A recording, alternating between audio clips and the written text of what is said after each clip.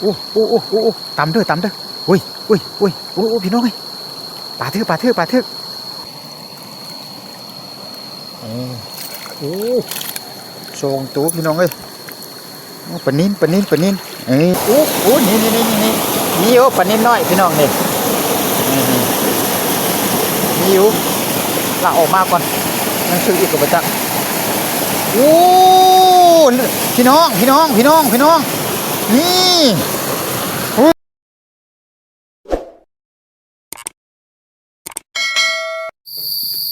ทักทายสบายดีพี่น้อง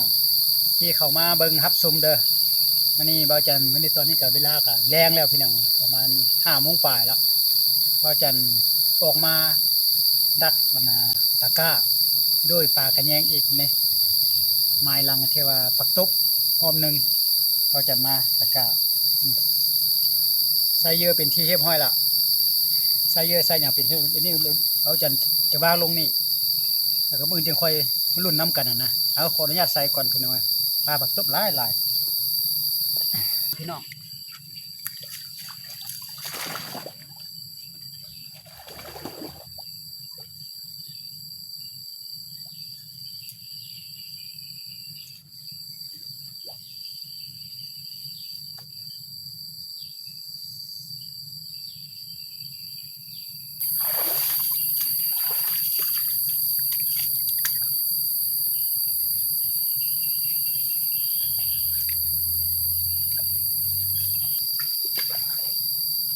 เอามาในเบอร์จันก็จะไปว่านแหจักประมาณ4-5 บาทก่อนเนาะแล้วก็จึงจะกลับเพื่อนบ้านเดี๋ยวเลยพี่น้องเลยไปเอาแหมาเลยพี่น้องไปหาบนควางแหก่อนมีบ่โอ้เมื่อคืนก็ฝนจะตกเองแหละแนวใดก็ได้ฝนต้องตกแล้วพี่น้องโอ้น้ำใหญ่น้ำยืงดีพี่น้องเลย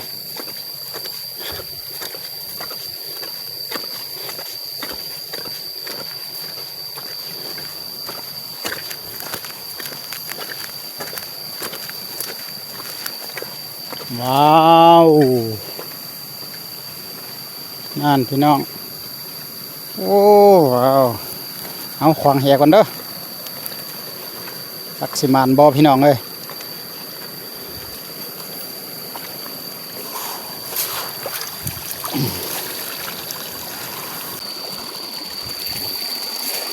โอ้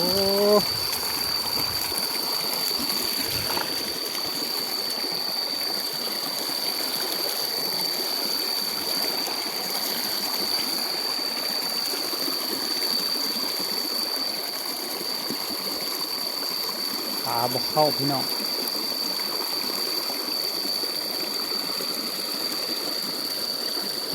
โอ้นี่ปนินเริ่มแล้วมันแล้วนี่มันเต็มหนึ่งนี่เต็มงามเลยพี่น้องเห็นป่ะมันเก็บก่อนปนินตัวเดียวนี่แหละกำลังเริ่มปนินออกมาละ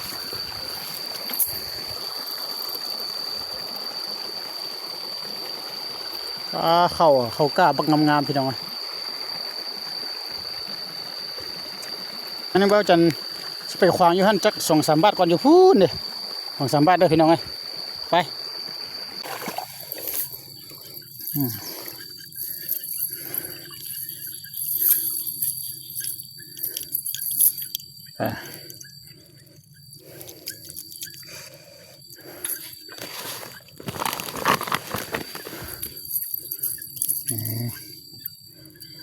ก็มาหาอยู่หากินก็บ่ได้หลายพี่น้องเลยก็ได้พ่อนะได้ปิ้งนั่นแหละได้กินนั่นนะความสุภาษิตก็เว้าเด้มันไปก็มันได้มันไข่มันตายพี่น้องเลยนี่เขามันหาอยู่หากินกับพ่อได้เจียวโอ้มือแรงนี่เนี่ยได้ปลา6 ตัวพี่น้องเลยปลา6 ตัวเอาเป็นยังได้ก็มื้ออื่นตอนเช้านะพี่น้องเนาะจึงคอยไม่ยามนะตะก้าดัก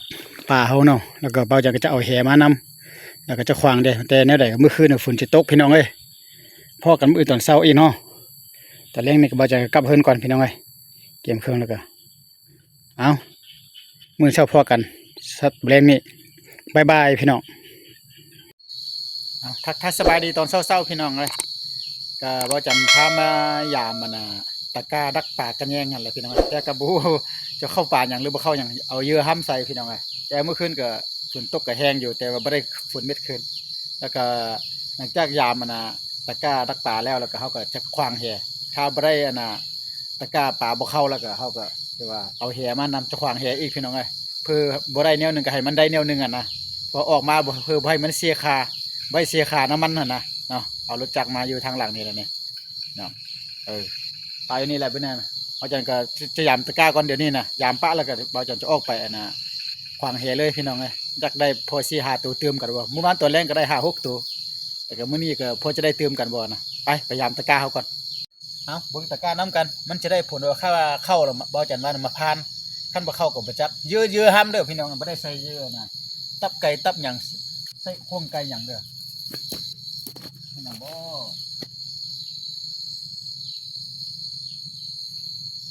มา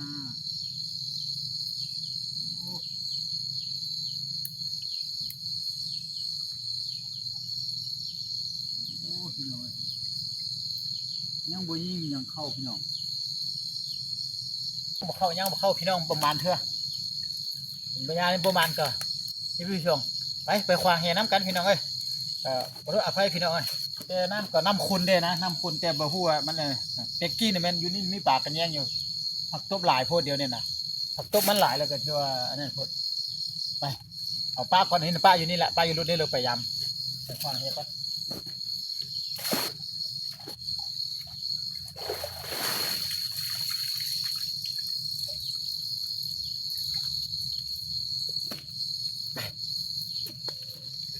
ประมาณพี่น้องพันนี่ก่อนไปควางเฮซ่าพี่น้องเอ้ยก็จะลองดักอีกจักเทือหนึ่งเบิ่งก่อนเดี๋ยวนี้น้ำมันยังข้นอยู่นะพี่น้องเบิ่งดูมันบ่โอ้ตำเด้ออุ้ยพี่น้องเอ้ยปลาเถือกปลาเถือก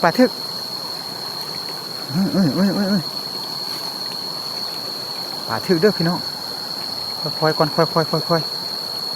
ป่าถืออยู่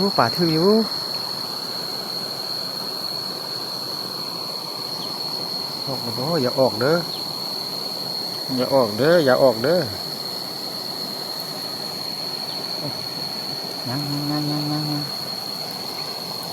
งเบิ่งน้ำกันพี่น้อง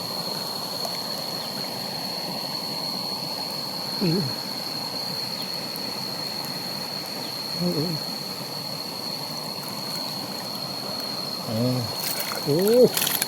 โชงตัวพี่น้องเอ้ยปนินว่าแล้วหมานแล้วพี่น้องเอ้ยนี่ป่าน่ะบ่เข้าตะกร้าแต่ว่าหมานเหนี่พอดีออกเลยพี่น้องอุ้ยเกือบสิบ่ได้พี่น้องเอ้ยเกือบออกไปเลยตัวนึงน่ะเพิ่นครูบ่าวครูสาวได้เพิ่นบ่ถึงน้ำกันนี่พี่น้องโอ้เอาออกก่อนนี่ลืมปนินเริ่มมีเลยได้พี่น้องเริ่มมาละมันออกจากหนองมาละ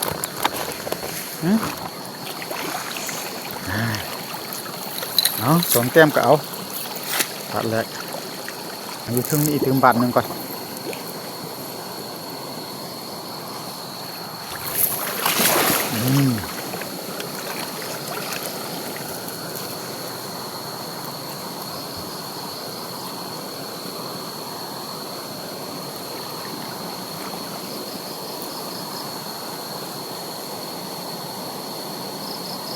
โอ้ถึกนี่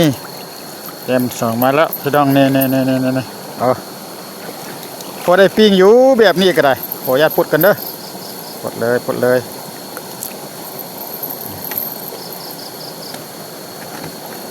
เสร็จแล้วนี่พวกกัน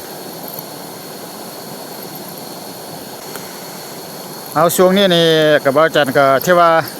ยังไม่ได้เข้าป่าเข้าภูเด้อพี่น้องเอ้ยก็มีแต่มาทางน้ำหาปลาหาอย่างนี้กินก่อนพี่น้องโอ้โหกินเลยเนาะไปโตนกโตอย่างก็ช่วงนี้มันฝนตกหลายพวดนะพี่น้อง ฝนตกแห้งยังไม่ได้เข้าป่าเข้าภูเธอพี่น้องเลยแต่ก็จักแดดมา2-3 มื้อน่ะว่าจะออกไปโตนกคุ้มเบิ่งซะละพอปลามันเขาเริ่มใหญ่แล้วพี่น้อง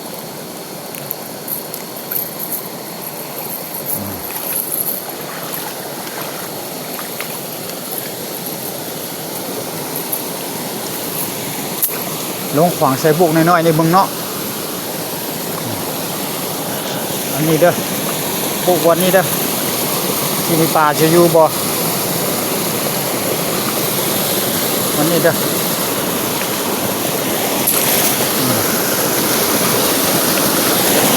มีบ่มีบ่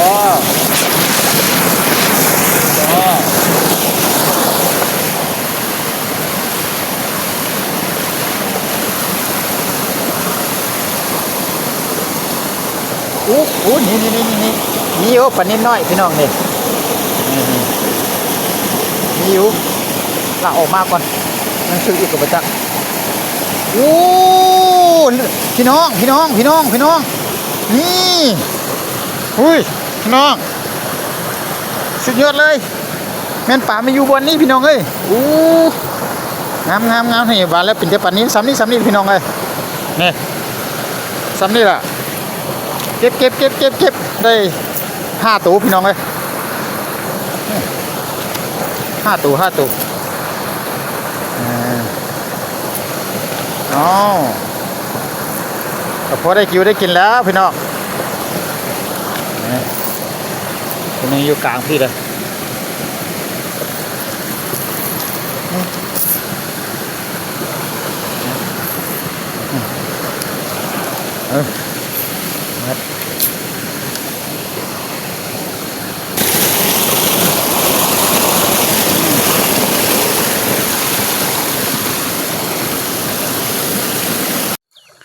เรื่องบาทนี่เด้อสิถือบ่คือบ่ต่ำแฮวะ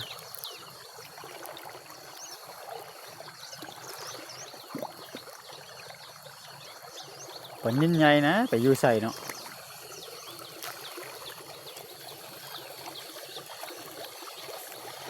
โอ้ถือโอ้ถือเต็มเดียวใช่ไหมเต็มเดียวสิแต่ยาเอาเต็มนึงกับเต็มนึงเก็บไปพอได้ตื่มกัน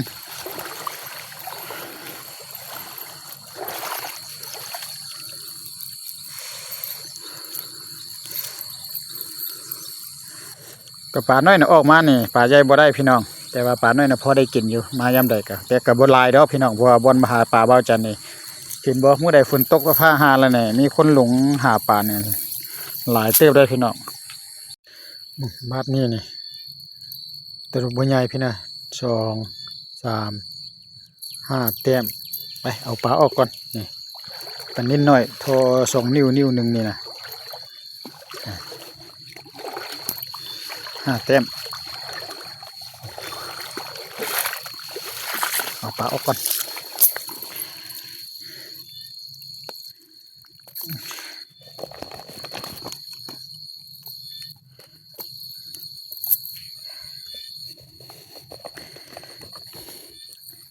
ออกมาหากับพอได้กินอยู่5 แต้ม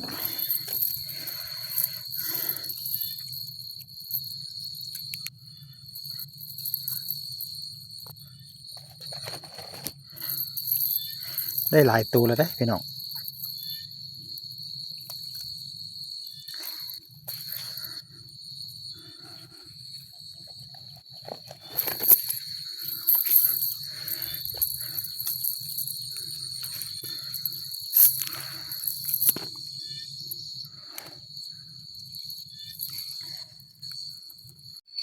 เบาจันจะพาพี่น้องมาเบิ่งปลา